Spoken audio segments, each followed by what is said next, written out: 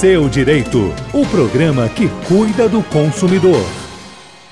Seu Direito, tupi.am, tupi.fm, formando hoje a nossa mesa, o doutor Antônio Ricardo, que é representante da OAB, o doutor Daniel Barros, representante do PROCON de Rio de Janeiro, a doutora Nívia Vilela, advogada especialista em direito imobiliário, e o doutor Eduardo Biondi, que é representante da OAB do Rio de Janeiro. A gente perguntou do bloco anterior ao doutor Daniel Barros, representante do PROCON, que cuidados o cidadão deve ter na hora de comprar o seu imóvel, a sua casinha, o seu apartamentinho. Provavelmente essa vai ser a relação de consumo mais importante na vida desse consumidor. Então, por óbvio, não é uma coisa que ele tem que ser tomada na emoção, com pressa. É uma coisa que tem que ser bem pensada. Ele tem que analisar suas possibilidades. E aí sim, quando você tiver com todos os elementos à sua disposição, você pode optar para fazer a sua compra. É importante separar a compra do imóvel na planta e do imóvel pronto. O imóvel pronto, é importante visitar o local, verificar as paredes têm mofo, infiltração, a fiação elétrica. E o imóvel na planta, é importante a gente pedir um memorial desse imóvel, para você ter ciência se está tudo em ordem. E esse memorial é crime a incorporadora não tê-lo pronto para oferecer para o consumidor esse tipo de informação. Então é isso, é importante o consumidor ter ciência de todos os elementos e tomar uma decisão com sabedoria, uma decisão que vai, com certeza, acompanhar ele para o resto da vida. Agora, doutor Eduardo Biondi, que certidões o senhor quer me vender um imóvel, um apartamento na Barra da Tijuca, de frente para o mar? Que certidões eu tenho que exigir, ou eu posso pedir ao senhor, para eu ter garantia de estar fazendo um negócio seguro, que aquele imóvel não faz parte, por exemplo, de um espólio, não é uma herança que está sendo disputada, a família brigando para ser dona do apartamento? Que certidões eu devo pedir? Bom, aí nesse caso, Haroldo, a gente está falando de imóvel já diferentemente daquele que é comprado na planta. Não é o primeiro imóvel. É um imóvel adquirido já por terceiros. Na verdade, você tem que, no momento da compra, você tem que observar uma série de certidões, e essas certidões são exigidas por todos os cartórios na hora de lavrar a compra e venda. Então, é importante você tirar todas as certidões fiscais para você ver se o imóvel tem dívidas. É importante você pedir também a quitação do próprio condomínio, de quitação do valor de débitos condominiais, e todas as certidões de praxe, que são as certidões de interdição de tutela, do terceiro, quarto, quinto, sexto, sétimo ofício distribuidor, pedir a R$11, e lá com isso, e sempre, Haroldo, sempre buscar a ajuda de um advogado especialista na matéria para que possa te dar uma ideia se aquele imóvel tem algum gravame ou não. Por quê? Porque a dívida, ela acompanha o imóvel, ela não acompanha a pessoa. Então, se tiver uma dívida em relação a IPTU, e aquele comprador, aquele novo comprador estiver adquirindo aquele bem, a dívida passa a ser dele, porque a dívida é do imóvel. Então, na verdade, é sempre importante você buscar ajuda, o assessoramento de um especialista em direito imobiliário para te assessorar nisso aí. Se não puder e não tiver, sempre buscar essa orientação perante o tabelião de notas. Ou seja, lá eles vão te orientar também quais são as certidões. E, obviamente, no momento de passar a escritura, só poderá ser feito com o pagamento do imposto que o Estado cobra. Agora, a dívida de condomínio também é do imóvel? Também é do imóvel. Não acompanha o proprietário, não? Não acompanha. Na verdade, a dívida é o que chama no direito próprio terreno, ou seja, ela acompanha a coisa. Então, na verdade, essa dívida é do bem e não do imóvel. Então, muitas vezes as pessoas devem muito dinheiro e aí está aquele imóvel já penhorado por alguma dívida. Você tira R$11, verifica através da R$11 que esse imóvel já está penhorado para garantir uma outra dívida, e aí você compra. Quando você compra uma dívida, ou seja, você está comprando um elefante branco.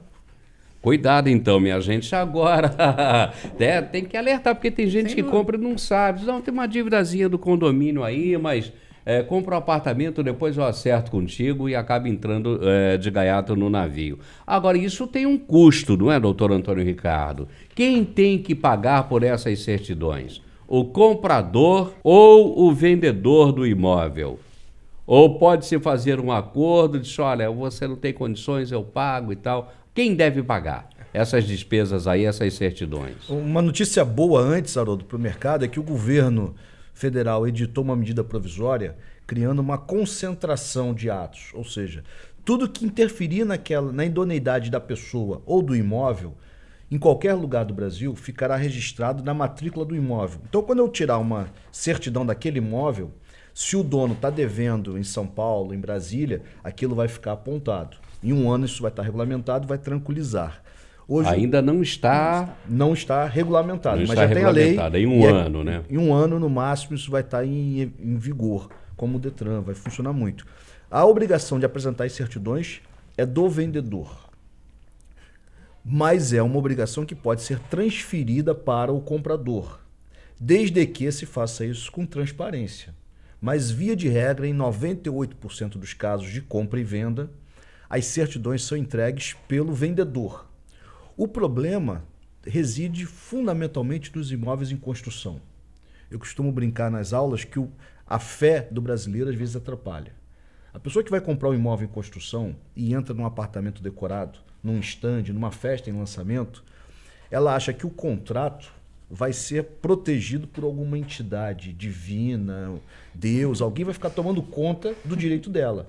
E aí não consulta o advogado, não pede para ver o memorial de incorporação. 90% das pessoas que compram em construção não pedem memorial de incorporação e 96% não pede a certidão da RGI. Entra no estande, enlouquece com aquela festa que é, compra, guarda o contrato, guarda ou põe uma vela de 7 dias em cima e não faz mais nada. Ao invés de consultar um advogado, ou o PROCON, ou o cartório. Esse é o problema, especialmente do latino. E tem uma fé absoluta em papel, quando deveria verificar se as pessoas estão cumprindo o que está no papel. Agora, doutora Nívia, já que o grande problema acontece na compra do imóvel ainda na planta, o que eu posso exigir do vendedor na hora que eu estou adquirindo um imóvel na planta? O contrato tem que especificar o prazo de construção da obra, tem que dizer para mim, por exemplo, a sala, o estande lá de venda tem um aparadorzinho com uma jarrinha em cima. Esses móveis que estão fazendo parte da decoração ali do estande, tem que constar no contrato também ou não? Como é que é isso? Quando o comprador se direciona ao estande de vendas e decide adquirir aquele imóvel, o corretor ele deve agir com transparência e informar ao comprador todas as informações do imóvel que ele pretende comprar. Tudo que for passado tem que constar no contrato. A qualificação, tanto da construtora, quanto dele, do comprador, e se ele for casado, também da sua esposa. Todas as informações do imóvel, número de matrícula, número de IPTU, se for imóvel foreiro, o número do RIP. Todas as... Agora está tendo muito venda de imóveis com área, com móveis, né? Então, decorado. Com os decorados. Já vai com a linha branca, alguns costumam chamar assim. Se um imóvel que o cliente visitou é um imóvel que consta linha branca, tem que constar no contrato. Ah, não, o corretor me falou. Não. Quando o cliente for assinar o contrato, o comprador, ele tem que verificar ali se consta tudo que o corretor falou.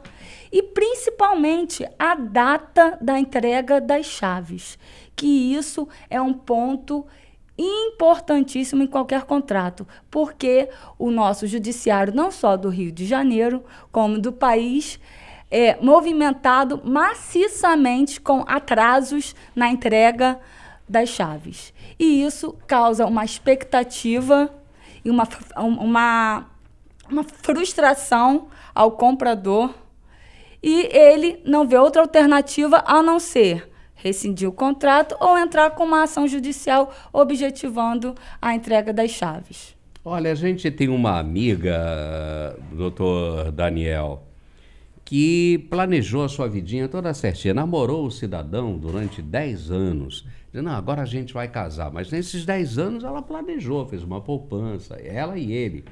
E compraram um imóvel na planta. Ah, vai ficar pronto no dia tal, né? Do ano tal. Então a gente pode casar. A gente pode casar, que a gente vai casar e a gente vai morar na nossa casinha. Não ficou pronto. Não ficou pronto o imóvel. E pior ainda, ela foi brigada, disse assim, mas peraí, não ficou pronto, vocês não cumpriram o que estava acordado, como é que a gente vai fazer? Aí disse, não, vamos fazer o seguinte, vamos ver se a senhora consegue o financiamento no banco. Olha só, não estava fechado ainda com o banco que ia financiar a compra do apartamento. E o que foi que o banco fez? Disse, não, eu não vou, ela não tem condição de comprar o imóvel. Olha que sinuca, isso é fato, é amiga nossa. Disse assim, o banco recusou o financiamento. Aí ela disse, então o dinheiro que eu já dei, eu quero de volta. Eu vou dar metade só. Só devolveu a metade. Quer dizer, a pessoa não deve comprar imóvel jamais nessas condições. Já tem que vir o financiamento junto, a garantia do banco de que o dinheiro será liberado. Não é isso, doutor Daniel? É como eu falei, Haroldo, é importante o comprador estar ciente das condições de financiamento, ele ter certeza de que esse negócio vai lhe ser favorável, que vai dar certo. Agora, eu não estou por dentro do contrato da sua amiga, mas muito provavelmente qualquer cláusula que estabeleça uma multa de rescisão superior a 50% é inegavelmente ilegal e abusiva. É ilegal, é abusiva. É legal e abusivo. Ainda que o contrato seja afastado porque ela não vai conseguir o financiamento, você cobrar, ela pagar 120 mil de entrada e receber só 35 mil depois... Ela foi pagando ao longo da obra, né? Eu entendo, é claro, eu não estou com o contrato em mãos, mas muito provavelmente ela pode usar o CDC, ela pode procurar um PROCON, a Justiça, para tentar afastar essa multa contratual que notoriamente é abusiva. Não existe mas é isso. claro que o que ela quer é o apartamento, não é, doutor Antônio Ricardo? Ela confiou plenamente. E me parece que não é um caso único, não, que isso acontece com uma frequência bastante grande. Ela confiou plenamente na construtora, na imobiliária. Disse, olha, então tá aqui, ó, 5 mil de sinal, aí a senhora tem que dar mais 10 mil daqui a 3 meses, então toma os 10 mil. Aí a senhora tem que dar mais 20 mil daqui a 6 meses, então toma aqui os 20 mil. Aí agora o financiamento, o banco não deu. Olha só, a pessoa passou 6 meses pagando durante a obra, na hora de ter o financiamento não teve. Que cuidado a gente tem que ter? Vai ser a nossa próxima pergunta, que a gente vai encaminhar ao doutor Antônio Ricardo, que é representante da OAB Rio de Janeiro. Olha, dá pena de ver essa minha amiga, viu? Tá morando na casa da mãe, ela e o marido. Ainda bem que ainda não teve filho. A gente já volta. Seu Direito, o programa que cuida do consumidor.